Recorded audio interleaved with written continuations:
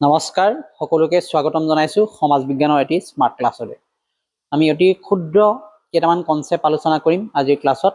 স্ক্ৰীনত দেখি পাইছাই নিশ্চয় সম্পদ আৰু সম্পত্তি। সম্পদ ৰিসোৰ্সেছ যাক আমি কওঁ মানুহৰ জীৱন ধাৰণৰ বাবে প্ৰয়োজনীয় সকলো যিবিলাক বস্তু আছে সেইবিলাকেই সম্পদ। যদি উদাহৰণ হিচাপে আমি লওঁ বায়ু, পানী, নদ, নদী, পাহাৰ, পৰ্বত, বন, জংগল, এই সকলোবোৰকে আমি কি বুলি ক'ম? সম্পদ বুলি ক'ম।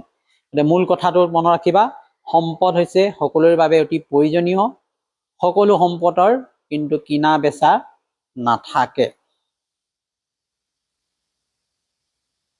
এতিয়া আহোঁ দ্বিতীয়টো আমাৰ কনসেপ্ট যাৰ লগত আমি তুলনা কৰিম, সেইটো হৈছে সম্পত্তি। যিবোৰ বস্তুৰ বিনিময় অৰ্থাৎ কিনা বেচা কৰিব পাৰি সেইবিলাকেই সম্পত্তি।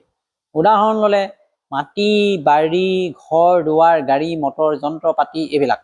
গতিকে আমি একদম সহজ ভাষাত সম্পত্তিৰ তেতিয়াহ'লে বিনিময় মূল্য থাকে, বেচা কিনা কৰিব পাৰি, ব্যক্তিগত মালিকানা থাকে। এই দুইটাৰ মাজত পাৰ্থক্য কি পালো বাৰু? পাৰ্থক্যটো একেবাৰে স্পষ্ট। সংক্ষিপ্ত পাৰ্থক্যটো হ'ল যে সম্পদ জীৱনৰ বাবে অতি প্ৰয়োজনীয় আৰু সকলোৰে বাবে উপলব্ধ। কিনা বেচা সম্পদৰ ক্ষেত্ৰত নাথাকিবও পাৰে। কিন্তু সম্পত্তিৰ ক্ষেত্ৰত এটা অতি গুৰুত্বপূৰ্ণ বিষয় হ'ল যে সম্পত্তি বিনিময়যোগ্য বস্তু। ইয়াত বেচা কিনাৰ কথা আহিলে, মূল্যৰ কথা আহিলে, ব্যক্তিগত মালিকাস্বত্বৰ কথা আহিলে কিনা বেচা কৰিব পাৰি।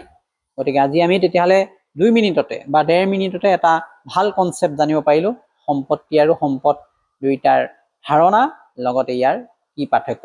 আশা কৰিছো সকলোৱে আজি আলোচনাটো ভাল পালে। এনেকুৱা ক্ষুদ্ৰ ক্ষুদ্ৰ কিছুমান কনসেপ্ট লৈ পুনৰ আহিম। মই পংকজ, নমস্কাৰ।